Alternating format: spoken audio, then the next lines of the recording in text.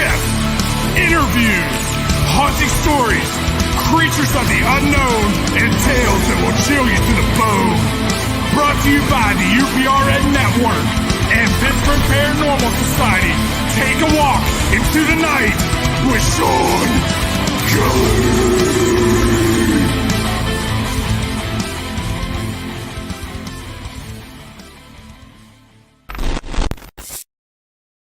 Hey, good evening, everybody, and welcome to Into the Night with Shawn Kelly. Shawn Kelly, Pat. We are on UPRN Radio 105.3 New Orleans.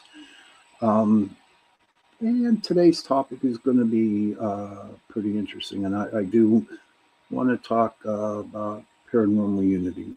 But first, a little update is on me. Life's been tough the last couple of weeks. It really has.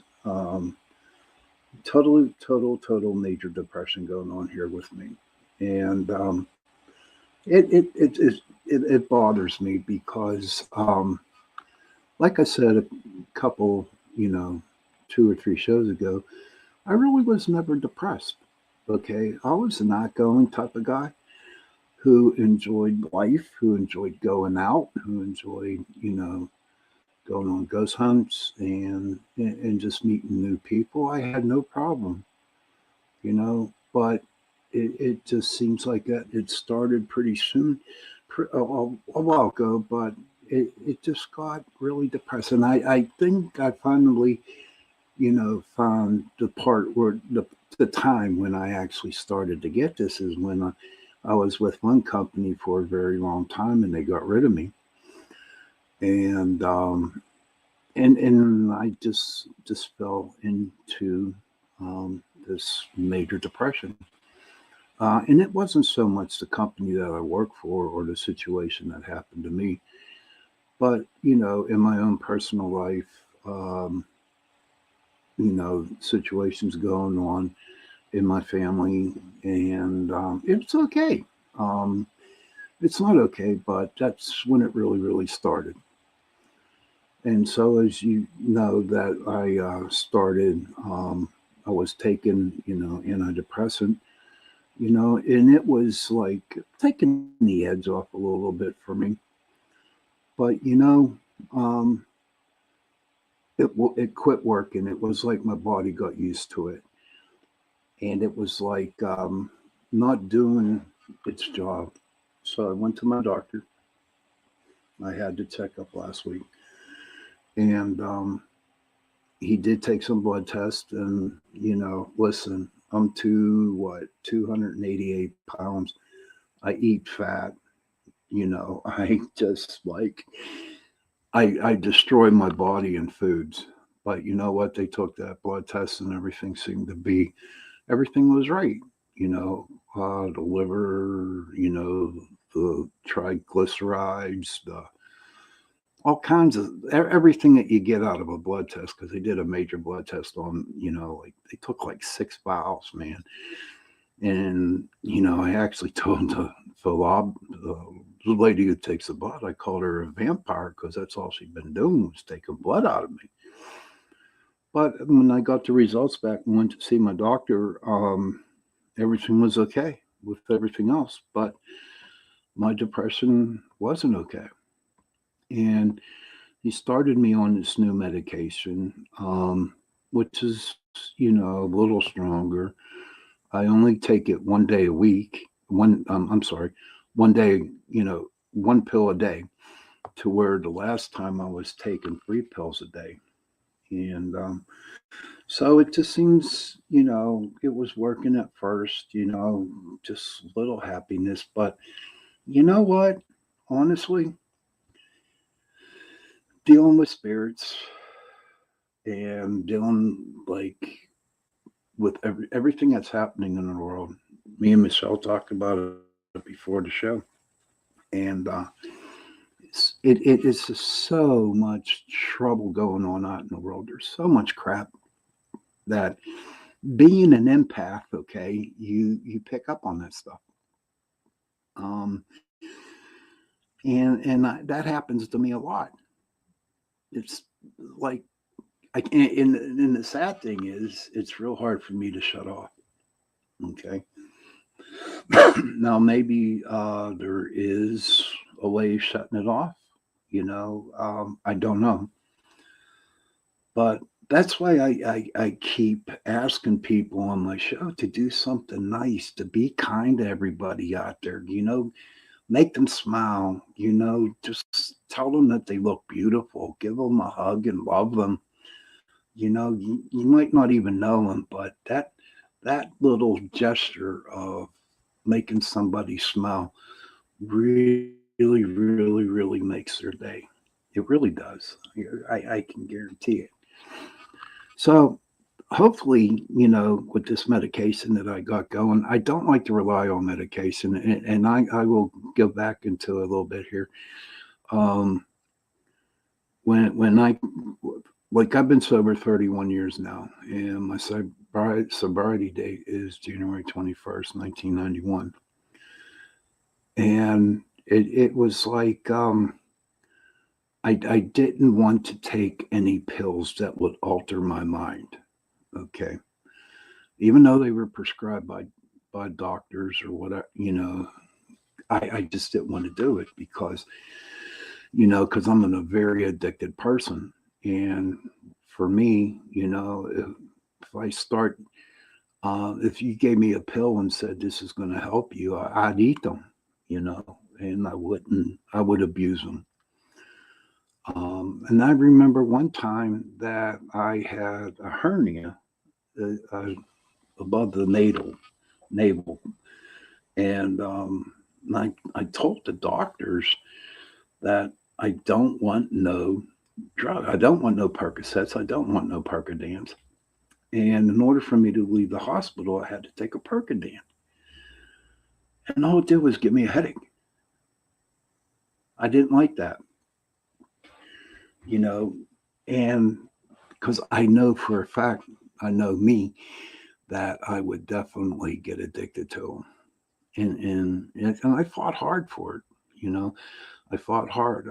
I doubled up on my meetings. I talked to my sponsor a lot, and I just didn't want to do it. So I made that conscious decision not to take those pills. And by the grace of God, I haven't yet. But getting up in age, okay, it just seems like my body was changing, okay. Um, Getting more depressed, uh, more being a downer, you know what I mean? And it sucks getting old. I don't know if anybody else out there, deals with that, but it really sucked. And so I'm on these pills now, you know, and we'll see where it goes from there, you know.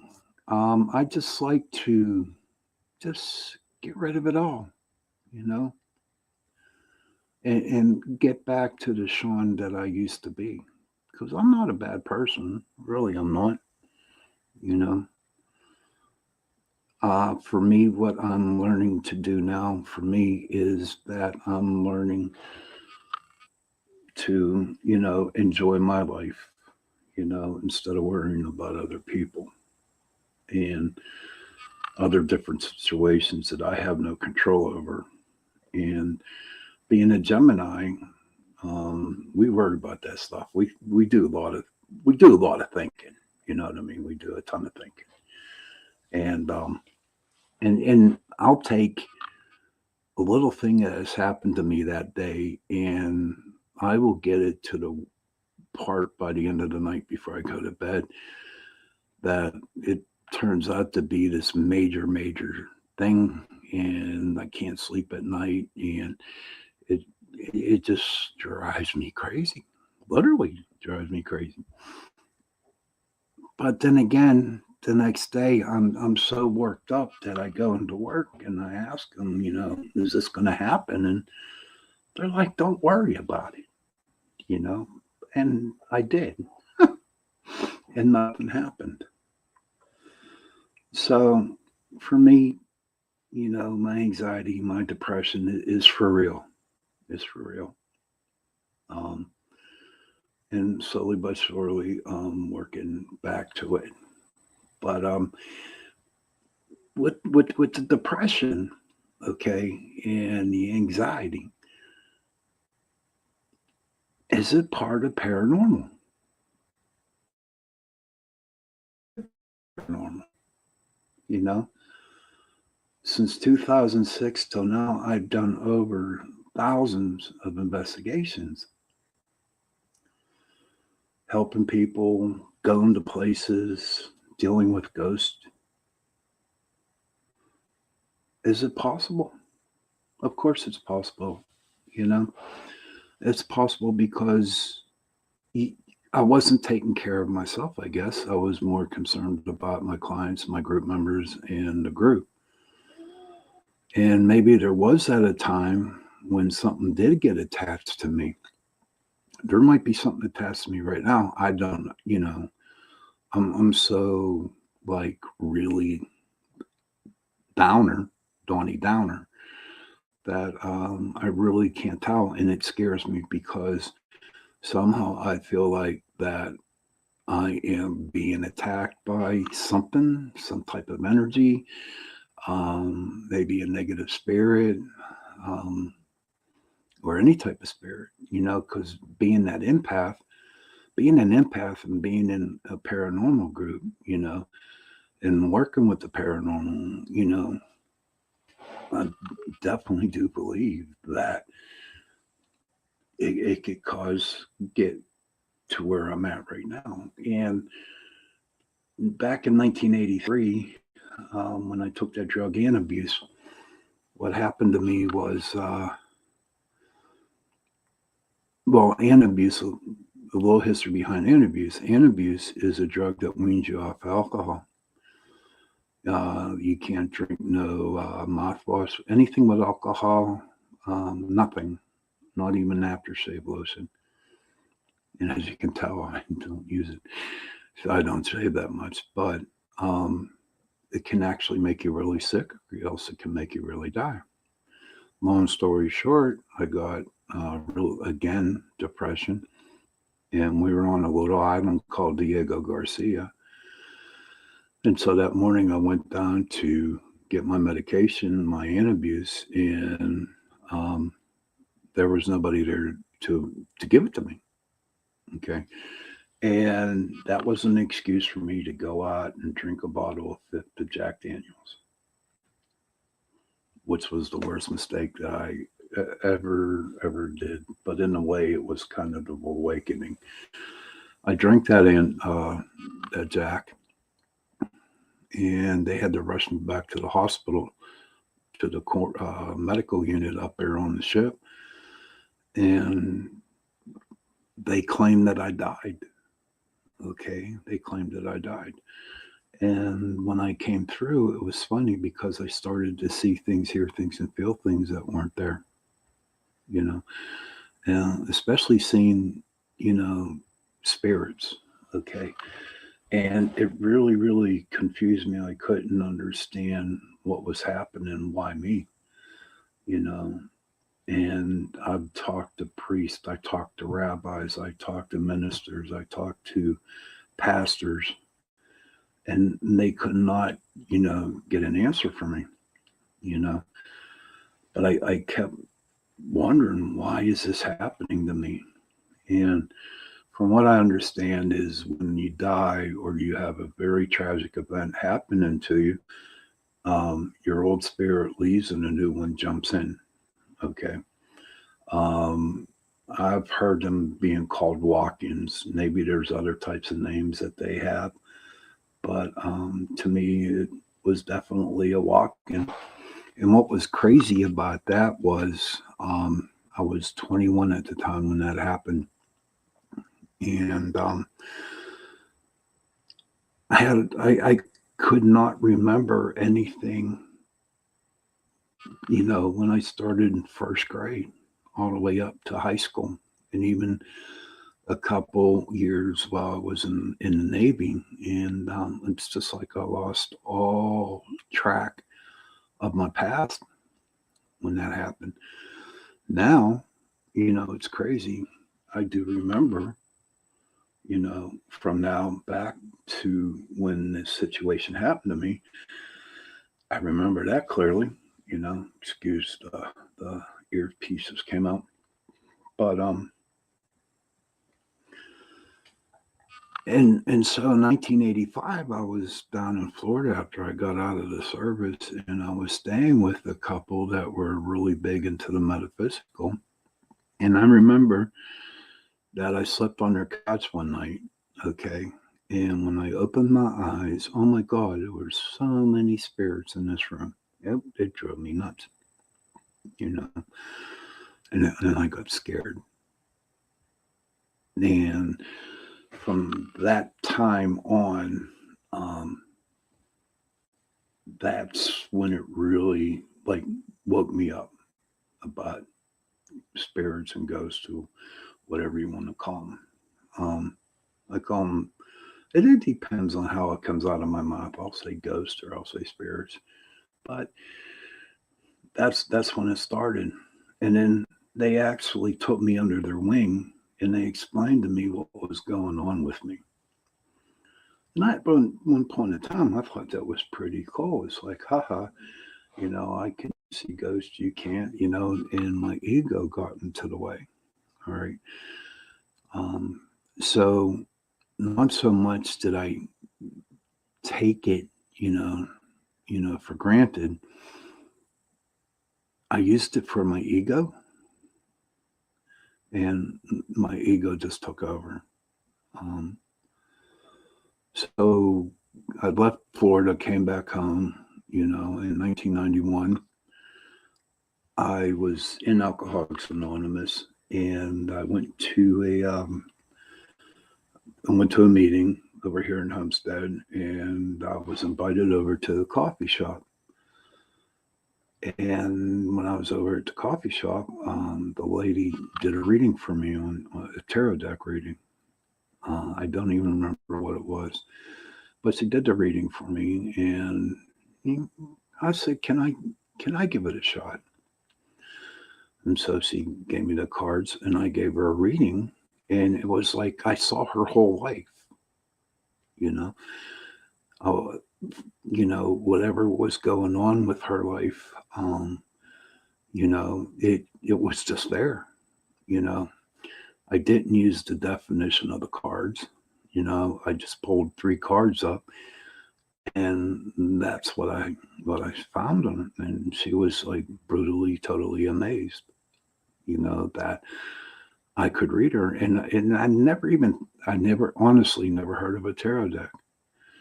Now I've heard of the Ouija board before all this stuff happened, but and then she said, "Can you come back tomorrow?" And I said, "Sure." And she gave me another deck to read, to give her a reading and her friend a reading. And I did. And I just like simply blew them away.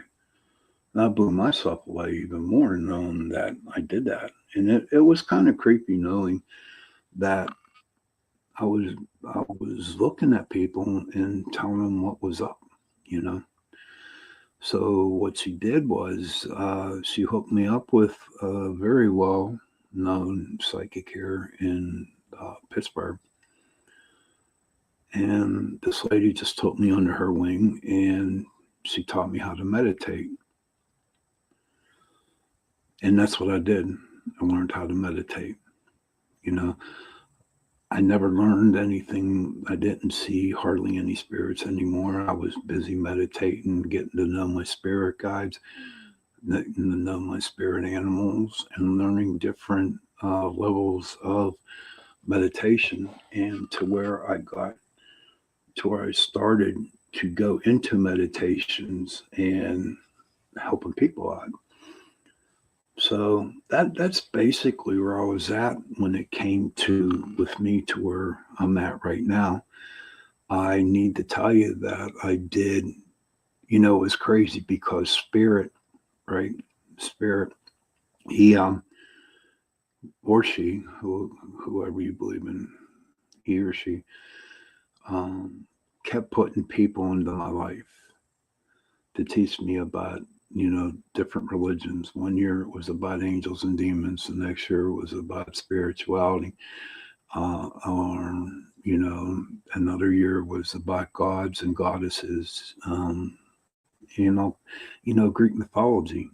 Thinking, all right, okay, there's a reason why I'm learning all this as this was going on, and I'm thinking, what the hell's going on here? Why is all these people being attracted to me? Why are all these people are helping me with this? And as time went on, and as I started to study, and I learned to meditate even more, it came around like you want to call full circle. I finally understood. It took me a while, about 10, 12 years to really understand that why these people were put into my life so I can learn. And so whatever situation that I was in, I was able to help them out. It's funny. I remember one time I go to a 7-Eleven here, and I was talking to my Pakistani friends who are on it, and for some reason, the word jinn just came out of my mouth. And they, honest to God, took steps back and they said, "You see jinn?" And I'm like, "Yeah, I guess they're jinn. I don't know. It just came to my mind." And they were just like really fascinated about it. So again, how I was taught, I went back and I studied it, and I was like, that's pretty interesting. But that's where I'm at, in doing, different things that I do readings as psychic fairs. Yes, I did. I definitely did. And, I didn't have no extravagant, some psychics at them shows, they lay out pretty, and then they glamour it with like crystals and stones and, lay out nice, beautiful scars or whatever, just to make it interesting, and I didn't have that. I didn't. I just sat there with a deck of animal spirit cards and I ran people's animal spirit, and that's for another show. But it was pretty interesting. I remember the best one I ever had, the best reading I ever gave. And to this day, it just stays with me. So we are down in doing a fair. And I just kind of looked over to the guests that were sitting in chairs. And there's this one girl that just kept looking at me, kept looking at me. And I'm thinking, okay, I know, whatever. She was waiting for a reading. And so she was next, and she let the girl next to her go because she wanted to come to me. And this is so true. This is so good. So she comes walking over to me, before she even sat down. I said, "You better take that ring out of your purse and put it on your finger because you have a tendency to losing stuff. And if you go home and that ring is not on your finger, your husband is going to be pissed." And so she put her purse down, took out the ring, put it on her finger, and paid me, and she took off. And I thought that was the coolest thing in the world. I thought that was the best reading ever. I mean, she didn't even get 2 words out, and I called it. So where's that come from? Where's it come from? I don't know. But I never really wanted to make money off of my gifts, okay? Because I did work for a company that did readings over the phone, okay? And then one night I was working, and this lady called me up, and I remember she called me from Arizona. And I gave her a reading. And I'm not going to tell you, but she spent a lot on that reading. And after it was all done, I hung up. 5 minutes later, she called me back. Same lady. She wanted to talk to me. And I told her, I said, I already gave you a reading. And she was dead set on me giving her another one. And I started to read her, and it bothered me because all this lady wanted was somebody to talk to. And I said, ma'am, I'm not going to read you tonight. I'm not, I already did, but I want you to. And I said, ma'am, you can't afford it, quote unquote. And I hung up. And so 5 minutes later, I called the company back up and I said, I quit. And they asked me why. And I said, because God gave me this gift to help people. He didn't give me this gift to take people's money. And so from that time on, I just did it. I didn't really do the readings no more. But, back to the depression and all the anxiety and stuff like that. Think about it. I just was doing so much stuff and not taking care of me, so hopefully, I will be able to, get a grasp on this, I got 7 more years I can retire. So hopefully, I'm gone, I'll still have the show, hopefully, if I'm still around, and I'll still be on Chasing Prophecy. But, I, I just want to enjoy. I want to get out. The weather here in Pittsburgh has been very terrible.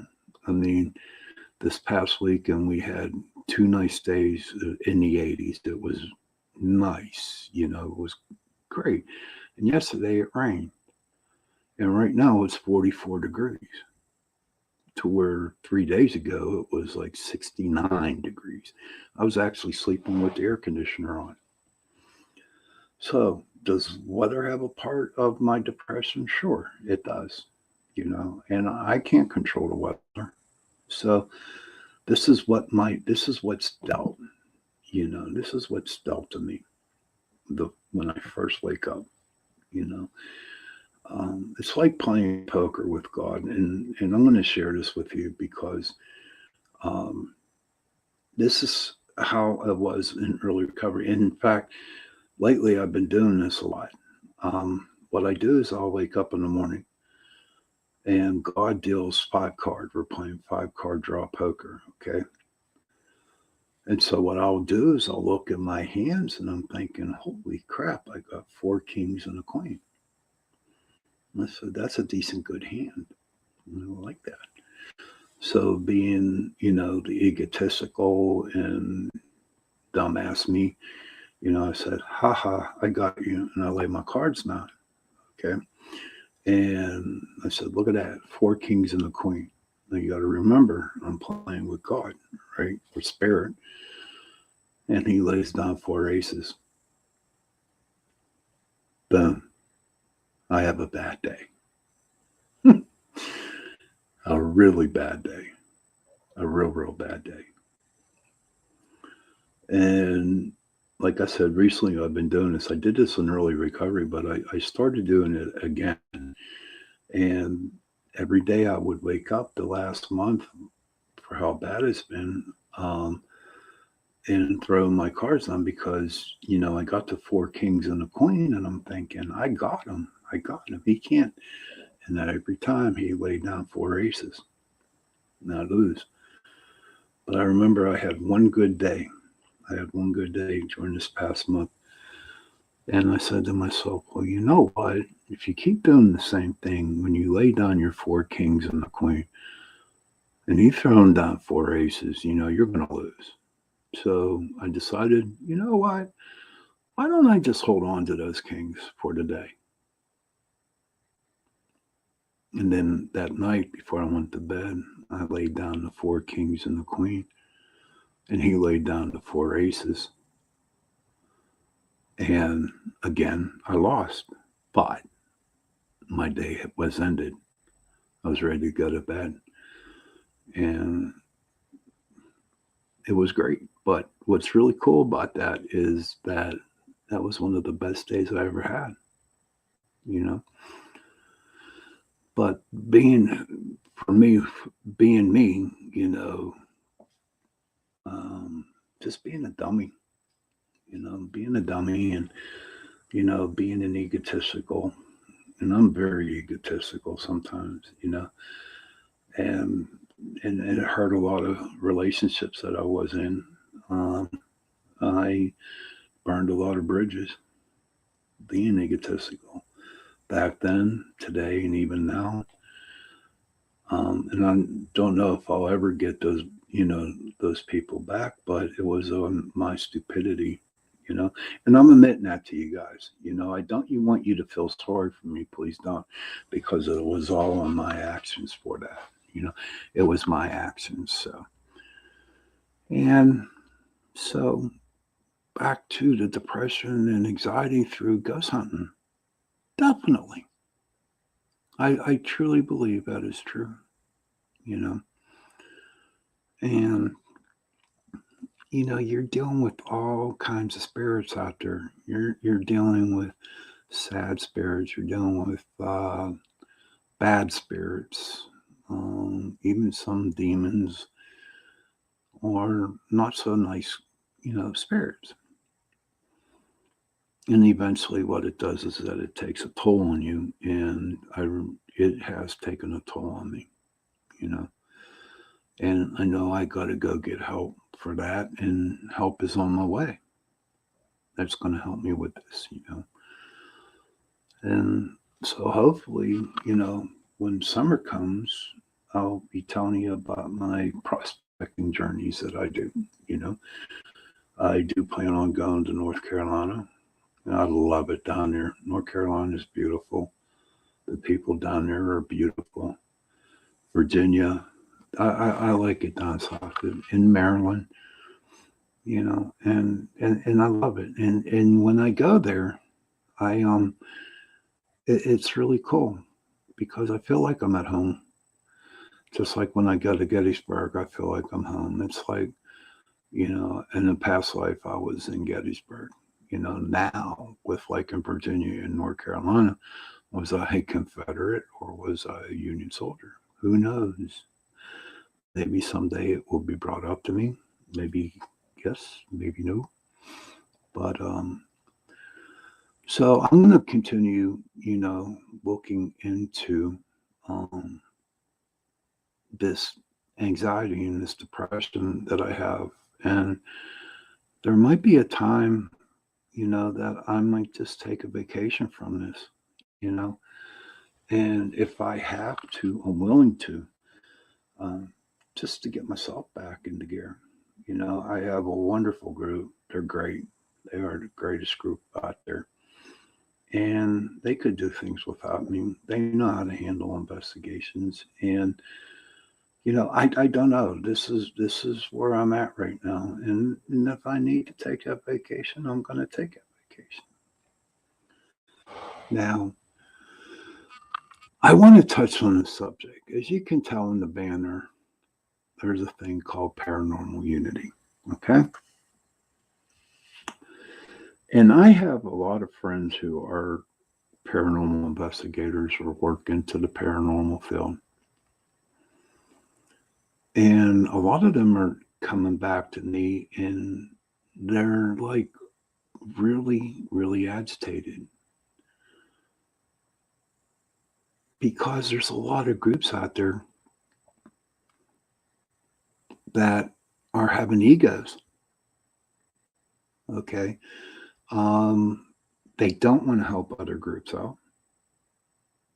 It's all about them. They think that they're, the creme la creme, whatever hell you want to call it, which I think is a bunch of bullshit. Okay. Because you can't be. in order to do paranormal investigation, you definitely need to be humble when you do this, okay?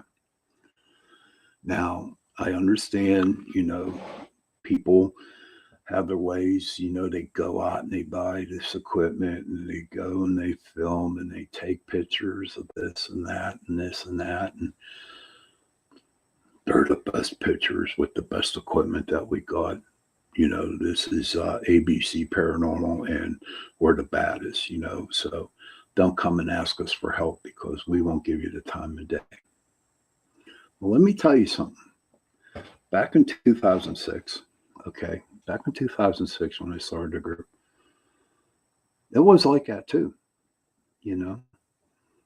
And there was a certain TV show on, Ghost Hunters, all right. And the big thing was to be on their, what was it? Their family member, the Taps family member. And what was different for me was I didn't want to be on their family members. Okay. And a lot of groups, would call me up or send me messages saying, why don't you be on this? Why don't you do this? Why don't you do this? You're good. You're good. Why don't you be? And it came to me right off the bat was like, I don't want to go by certain rules from another group that I had to obey. What are they going to do? Kick me off? Yeah, no, because I did it my way. You know, do I sound conceited here? Yeah, I do, because I did a lot of investigations. All right. Do I believe in orbs? Yeah, I do. Or back then, that was a big no-no back then, you know, and it's happening today, you know. And so I didn't follow the so-called genre of paranormal investigation, and I made a lot of enemies over it, a ton of enemies. And now, you know, it's happening again. I have photos. My group took photos that are freaking awesome, that are great. You know, there's definitely full body apparitions. Yeah, you know, we got class triple, quadruple, whatever they call it, class quad A EVPs. We got those. Okay. And if somebody wants to hear them, they can ask if they want to see the pictures. They ask. Okay. It's not like I'm snubbing my nose at these people, you know. My group is good. My group's been around for a long time. And I am not as and I would put my group up against any other group out there, to be honest with you. But I'm not like that, you know. We are very professional. We are very good. Okay. But we never shun anybody. We're there to help other paranormal groups, which everybody should be working together with. It's helping people out. Yeah. You know, just because you got a new group coming in, and they watch all the ghost shows and they buy the equipment. I started off with a freaking camera, a little digital, was it 12 megapixel camera with a K2 meter. That's how I started out with, you know. And so people, these brand new groups that go out there, okay, they're excited because they caught orbs, but actually it's only dust, or maybe there's a real orb in it, or maybe there's a mist or shadow, whatever. Okay. And they're so excited about it. And they want to show the world. But they don't understand that when you show the world, there's going to be a lot of bad people out there that's going to knock them. And then they get depressed, and then they get mad, and they don't want to do no ghost hunting no more. And then they show it to other groups, and other groups laugh at them. Who makes you? Who gave you the in charge of laughing at them? Why can't you just sit down and say, hey, listen, you know what? From my experience, this is dust. Okay. Or if you're outside, this is kind of dew because it was a little bit raining that day. But you always tell them that it's a decent picture because you don't realize or you don't understand, okay, that picture means a ton to them. A ton. And you have to go and snub your nose and tell them, well, we don't want to help you. The paranormal community, honest to God, is great. Okay. There are some good paranormal groups in there. In fact, there's a lot of them. And I have a lot of friends that are paranormal investigators. And then there's that handful, or maybe a little bit more than a handful out there that make it really, really nasty for us, you know. Granted, everybody's entitled for an opinion, but you never should shun anybody away. Because I can guarantee it, when you started investigating, you felt exactly how that new group member felt, new group started. And that's how you felt. I can guarantee it 100%. There's a lot of people out here in the paranormal, and any new group out there. There's a lot of groups out there that will help you. That will help you explain what kind of evidence that you got. Okay? And show you different, not tricks, but explain to you what's going on in that picture. There are groups out there that will help you.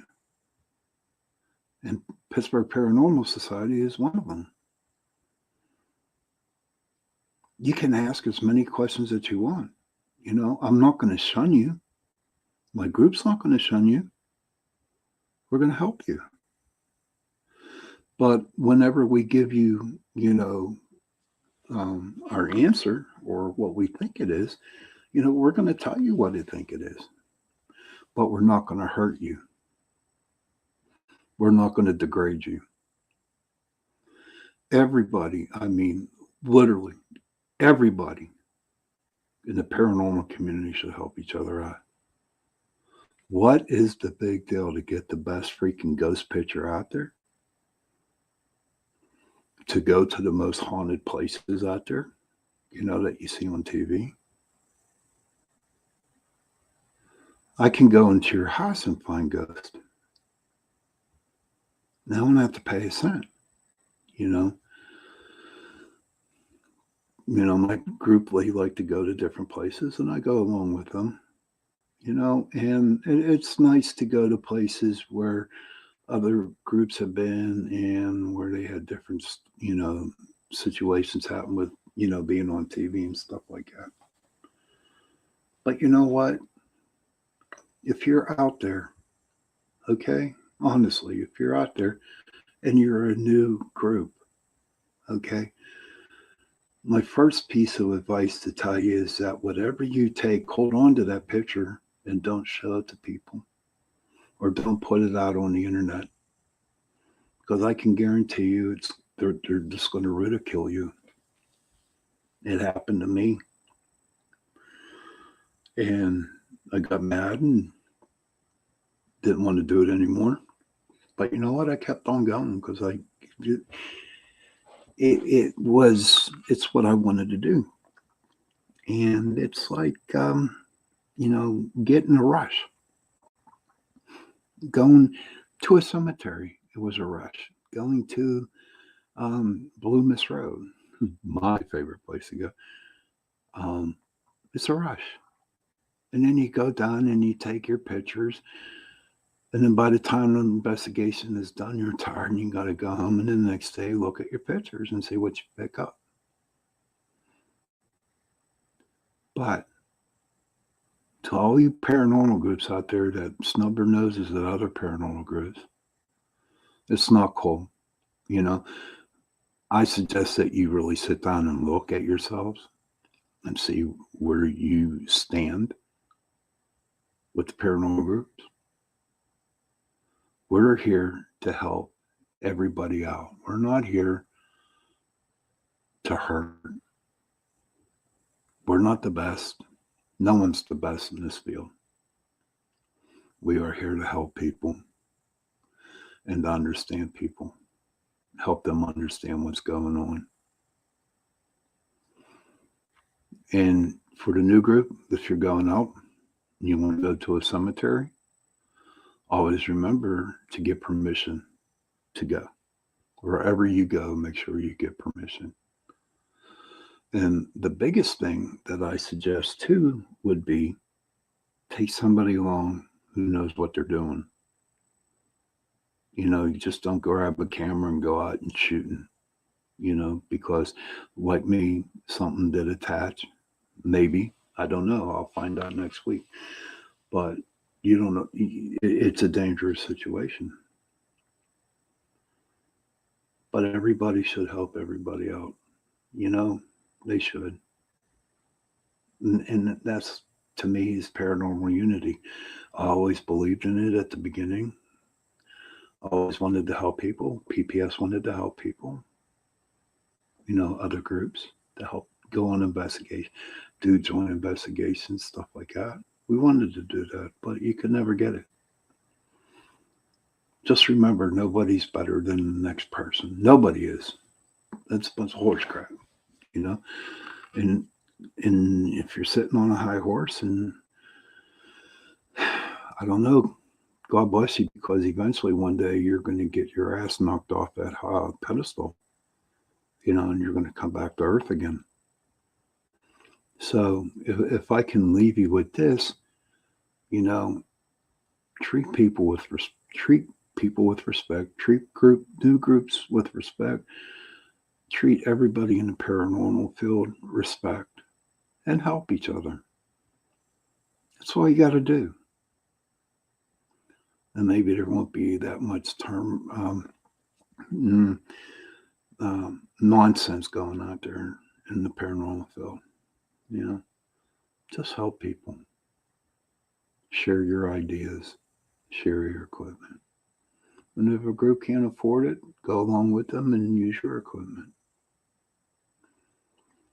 But I really needed to let that go. I really needed to talk about it because it's been coming to me for a long time from a bunch of paranormal friends.